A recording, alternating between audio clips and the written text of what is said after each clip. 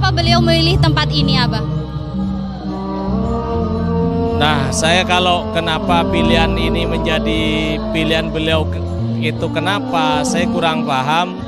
Tapi niat beliau bagaimana dakwah beliau itu bisa nyambung ke semua lini di masyarakat paling bawah. Nah, Alas Kokon ini juga bagian dari Kabupaten Bangkalan yang agak terpencil. Nah, barangkali biar masyarakat bisa nyambung, ada wasilah dengan Syekhona Khalil, akhirnya sama beliau dititipin pondok pesantren Nurul Sadili di Alas Kokon sebagai media wasilah sambungan sanad keilmuan maupun perjuangan dengan Syekhona Muhammad Khalil. Dan bagaimana pendapat masyarakat setempat, Abah, tentang berdirinya pondok pesantren ini, Abah? Apakah mereka mendukung untuk terus? Ya, tentunya kalau masyarakat khususnya di Sumber Pandan, karena memang sebelum beliau ini nitip pesantren, masjid ini juga yang mendirikan Hadratul Mukarram Al-Mufurlah Kiai Haji Abdullah Sakhol. Juga madrasah yang ada juga berkat bimbingan beliau. Jadi sebenarnya sudah ada sanad yang menyambung dari Kiai Abdullah Sakhol, hanya tinggal dititipi pondok pesantren dilengkapi oleh beliau Raden Kiai Haji Fahri Sol. Kalau ditanya apa tanggapan masyarakat, ya sangat senang karena awalnya putra-putri masyarakat dititipkan di madrasah dan masjid tempat kami mengajar Al-Quran dan ilmu-ilmu lain, keagamaan yang lain. Nah, begitu ada sambungan pondoknya Raden Kiai Haji Fahri Sol, mereka para masyarakat sudah lebih senang lagi karena memondokkan ke pondoknya Raden Kiai Haji Fahri Sol. Sementara saya dan semua keluarga dan para ustadz hanya membantu beliau. Jadi pengasuhnya Nurul Sadili ini kan Raden Kiai Haji Fahri Sol. Jadi kami hanya menjadi khoddam beliau untuk mewujudkan cita-cita mulia beliau. Dan ini tahun 2012 ya, Abah. Apa progres yang telah dibuat di pondok pesantren Nurul Sadili ini, Abah? Ya. Dengan adanya pondok pesantren ini, kan program kami di masjid itu TBQ, kemudian di madrasah ya berbagai ilmu keagamaan, mulai dari ilmu fikih, tafsir, dan ilmu-ilmu alat seperti sorob dan nahu itu diajarkan. Nah, untuk memaksimalkan belajar mengajar ini dibutuhkan yang namanya jam belajar malam. Awalnya sebelum adanya pondok pesantren ini, karena masyarakat putra-putrinya itu kalau siang ada di sini, tapi kalau malam kan pulang. Nah, dengan adanya pondok pesantren Nurul Sadili, akhirnya bisa tinggal mukim di tempat ini sehingga jam belajar malam itu bisa dilaksanakan. Dan itu lebih maksimal bagi anak didik kami untuk menyerap ilmu. Salah satu contoh, kami sudah mengikut program di madrasah ini ranting ke pondok pesantren Sidogiri. Jadi mata pelajaran kurikulumnya juga semua mengikuti pondok pesantren Sidogiri.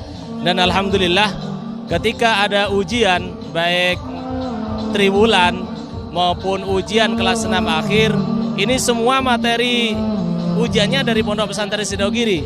Bahkan yang menguji juga dari Sidogiri, bukan ustadz yang ada di lembaga Nurul Sadili ini. Ya alhamdulillah anak didik kami yang tahun ini yang kelas 6 lulus murni semua.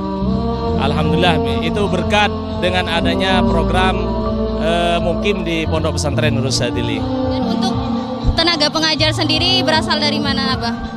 Untuk tenaga pengajarnya kami masih memanfaatkan tenaga lokal, khususnya keluarga dan alumni-alumni, karena alumni madrasah yang ada di bawah naungan Nurul Sadili ini kalau sudah selesai kelas 6 ini melanjutkan ke berbagai pesantren. Ada di Syekhona Khalil, ada di Nurul Khalil, ada di Lirboyo, ada di Sidogiri. Nah, para alumni madrasah yang ada di bawah naungan Nurul Sadili ini sepulang dari pondok pesantren kami wajibkan harus berkhidmat selama 1 tahun untuk ikut andil memberikan ilmunya, membimbing adik-adiknya. Di samping itu kami juga mengambil namanya guru tugas dari pondok pesantren Sidogiri. Ini 1 tahun selalu berganti tiap tahunnya. Itu tenaga yang ada di lingkungan Pondok Pesantren Nurul Sadili yang ada di Alas Kokon. Untuk santri sendiri sekarang sudah berjumlah berapa, Abah? Kalau santrinya, karena memang kami hanya ada di desa yang agak terpencil, ini umumnya masyarakat sekitar saja. Tapi masyarakat sekitar ini ada yang sudah hijrah di Jakarta, di Bandung, di Surabaya.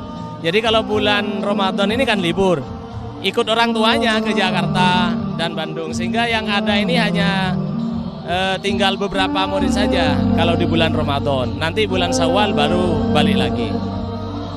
Kalau putra itu sekitar 25, putrinya sekitar 30. Semoga terus bertambah ya, Abah ya. Amin. Alhamdulillah, insya Allah kalau barokahnya beliau Raden Kiai Falesol, insya Allah bisa lebih bertambah. Mungkin ada doa dan harapan Abah untuk Pondok Pesantren Nurul Sadili ini, Abah.